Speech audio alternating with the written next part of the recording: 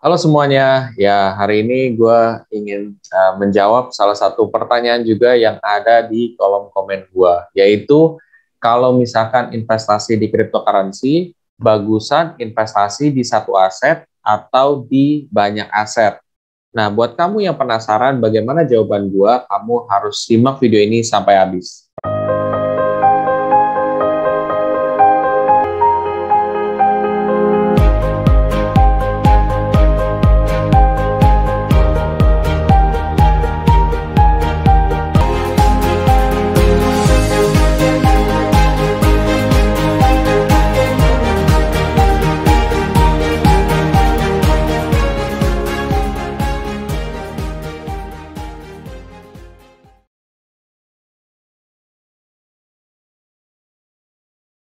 Oke, sebelum masuk lebih dalam, gue akan coba disclaimer dulu ke sobat investor semua. Satu, keputusan investasi ada di diri kita masing-masing. Kedua, investasi itu pasti mengandung resiko. Salah satu resikonya adalah penurunan. Ketiga, gue tidak pernah mengadakan titip dana sama sekali. Oke, jadi bagaimana sih soal cryptocurrency ini gitu ya? Apakah investasi satu waktu yang lebih baik ataukah investasi satu waktu di satu aset atau di berbagai aset? Oke, jadi gue akan share screen dulu di sini seperti biasa. Ya, oke, gue akan keluarkan ini. Ini gue pakai aplikasi Pintu ya, lewat apa namanya, lewat laptop. Nah, di sini kan gue pengen lihat nih, kira-kira ada berapa cryptocurrency kan di sini, ada Bitcoin, ada Ethereum, ada Tether, ada Binance, ada Compound, ada Chainlink, Uniswap dan lain sebagainya. Jadi cryptocurrency itu kan ada banyak. Nah, kalau misalkan untuk menentukan mana yang terbaik ya, ya dalam arti apakah satu cryptocurrency aja atau banyak, itu sebenarnya ada banyak aspek guys gitu. Pertama, pastikan dulu uang kalian tuh seperti apa. Apakah kalian mampu untuk diversifikasi aset atau tidak gitu. Ya, kalau misalkan uang kalian hanya cukup untuk satu investasi, ya satu aja dulu fokusnya gitu. Kalau gue sih begitu. Ini kalau gue ya. Kalau misalkan memang ada rezeki lebih, ya lu diversifikasi nggak apa-apa.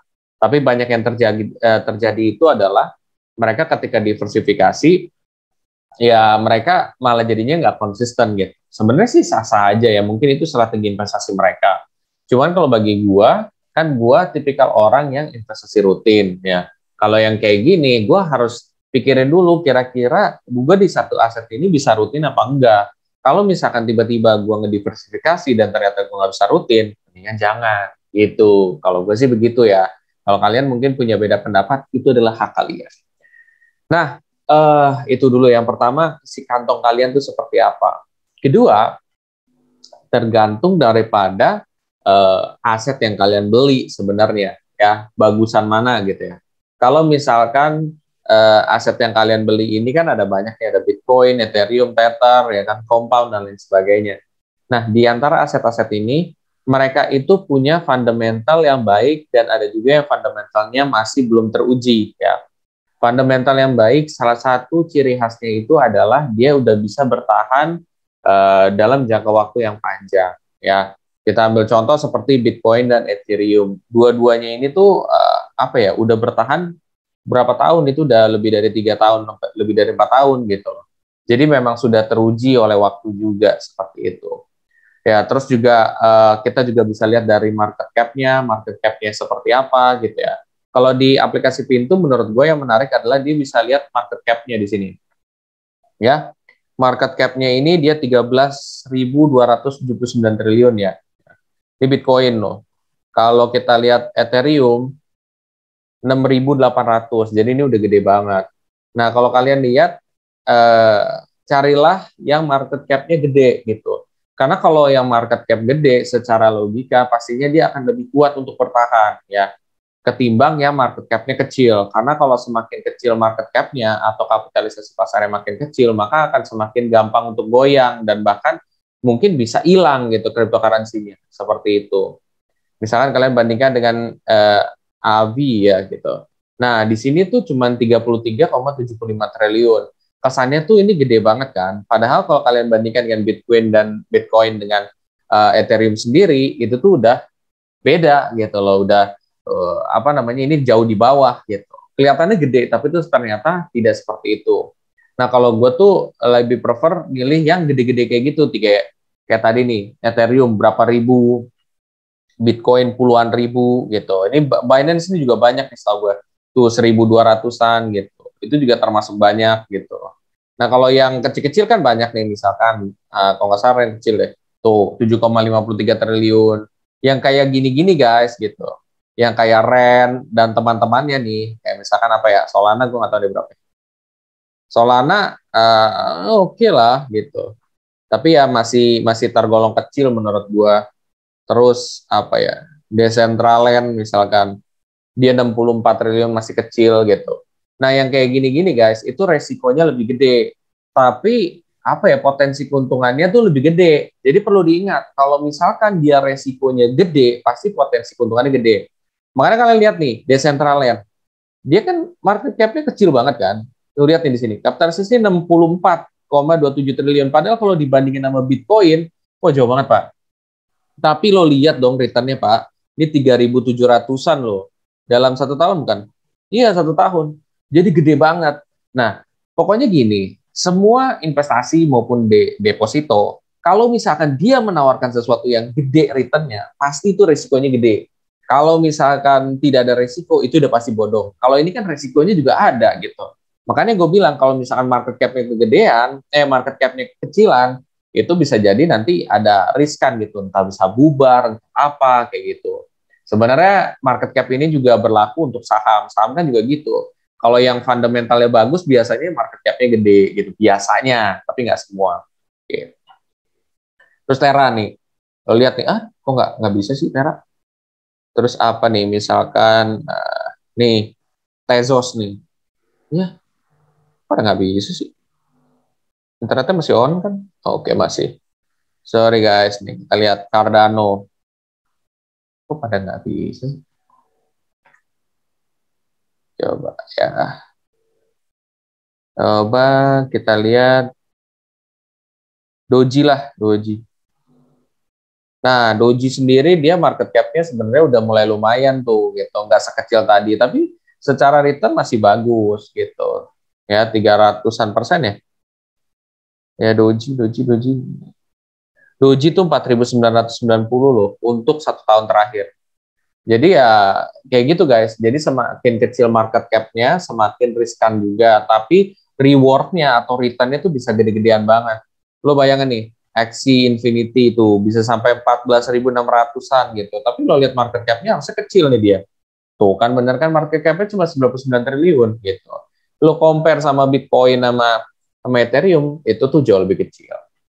Gitu. Jadi kalian harus pikir kalau misalkan investasi di kripto itu harus lihat fundamentalnya, salah satunya market cap-nya juga. Kedua dari kinerjanya gimana dalam 1 tahun terakhir, 3 tahun terakhir, 5 tahun terakhir gitu. Itu akan berpengaruh juga terhadap kelangsungan kripto ini sendiri gitu. Karena kripto ini sendiri kan dia nggak ada yang kayak saham gitu loh. Sebabnya apa? Ini lebih kayak banyak orang yang beli dan banyak orang yang jual. Itu konteksnya kayak gitu. Mau itu faktor eksternalnya dari The Fed, beginilah di US lah, ini ada begini. Sebenarnya itu adalah faktor eksternal, Pak. Intinya orang beli dan jual. Jadi yang menggerakkan itu adalah orang yang beli dan jual, guys. Gitu. Dan kalau gua akan lebih prefer yang market cap-nya gede gitu, sedang ke gede lah gitu, ketimbang kecil karena lebih riskan. Kalaupun mau diversifikasi ya gitu. Nah, kalau misalkan diversifikasi itu bisa menghasilkan untung yang lebih gede atau misalkan untungnya makin kecil sih. Sebenarnya tergantung aset yang lo pilih gitu. Kalau aset yang lo pilih ternyata dalam 1 tahun ke depan ternyata bagus-bagus ya bisa lebih gede. Tapi kalau misalkan aset yang lo pilih ternyata nyusruk, nah itu yang jadi masalah gitu kan. Cuman karena ini diversifikasi, misalkan lo taruh di Bitcoin, lo taruh di Binance, lo taruh di mana lagi nih? Ya kalau misalkan salah satu ada yang turun, lo masih ke cover nih sama yang lain. Untungnya diversifikasi begitu. Makanya banyak pakar yang menyarankan investasi itu harus diversifikasi kayak gitu. Asal jangan terlalu banyak. Itu intinya supaya mengurangi dampak resiko turun, supaya lu nggak panik gitu. Kalau lu taruh di dalam kayak misalnya Bitcoin doang, semuanya taruh gitu, ya berarti lu gambling. kalau misalkan Bitcoin-nya ternyata bagus banget, ya berarti untung lo gede-gede banget. Kalau misalkan Bitcoin-nya nyusruk, ya mampus gitu. Ya, jadinya turun gitu. Lo lihat penurunan sangat dahsyat. Tapi kalau diversifikasi kan ada seger lah gitu. Mungkin ada salah satu yang lagi bagus asetnya atau mungkin lagi turun semua kan gitu. Intinya gitu. Do not put eggs into one basket ya. Jadi jangan menaruh telur banyak di dalam satu basket gitu. Seperti itu kalau diversifikasi. Jadi kalian pikirin juga kalau mau diversifikasi ada duitnya nggak gitu. Kedua, yang lo pikirin adalah ya aset yang lo pengen beli apa gitu ya. Kalau lo menganggap cryptocurrency sebagai aset virtual ya udah gitu. Kalau misalkan lo udah tahu apa yang lo pilih, diversifikasi hasil pun bisa lebih bagus. Tujuan diversifikasi itu adalah untuk mengurangi risiko. Jadi kalau ada orang yang bilang mana yang lebih baik, jawabannya adalah tergantung gitu.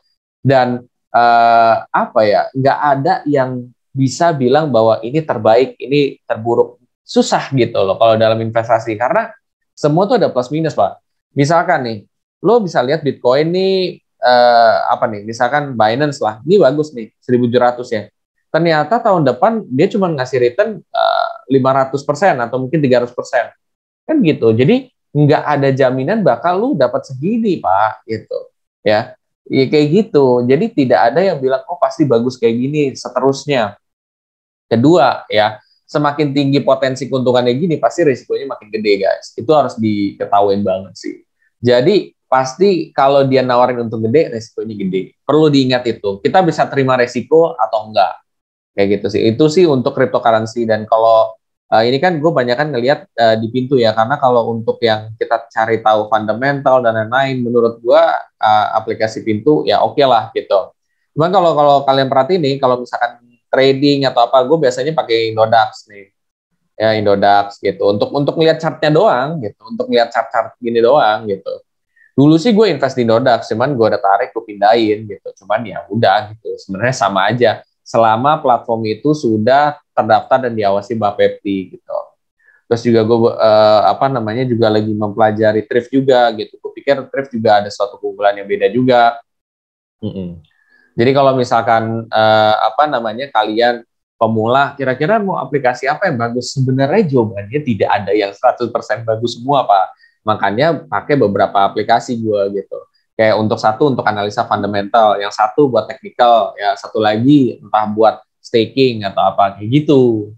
Ya semua juga punya plus minus dan mereka punya daya tawar beda. Semua balik lagi kepada kalian, kalian maunya seperti apa. Mudah-mudahan dengan adanya video ini akan menambah pengetahuan kalian soal investasi di cryptocurrency, soal diversifikasi ini ya. Oke, guys, itu aja yang bisa gue sampaikan. Buat kamu yang ingin mempelajari lebih dalam soal cryptocurrency, kalian bisa tonton video gue di trial trading juga ya, playlistnya dari awal sampai akhir. Di situ kalian akan belajar banyak hal juga. Dan buat kamu yang baru mau mulai berinvestasi di cryptocurrency, kalian bisa pakai kode referral gue yang ada di link di description box di bawah ini. Entah kalian mau pakai aplikasi apa, ya itu bebas, terserah kalian, nyamannya kalian di mana, ya. Kalau gue pakai beberapa aplikasi, kalau lu misalkan cuma satu, nggak apa-apa, ya. Yang menjadikan sukses itu bukan aplikasinya, guys, tapi diri lu sendiri, gitu. Nah, kalau kalian pakai kode referral gue, kalian bisa dapat cashback ataupun komisi. Lumayan kan untuk nambah investasi kalian. Oke semuanya, kalau kalian suka dengan konten ini, kalian bisa share, dan jangan lupa untuk aktifkan bel notifikasi apabila ada video-video terbaru dari gue. Oke semuanya, sampai jumpa.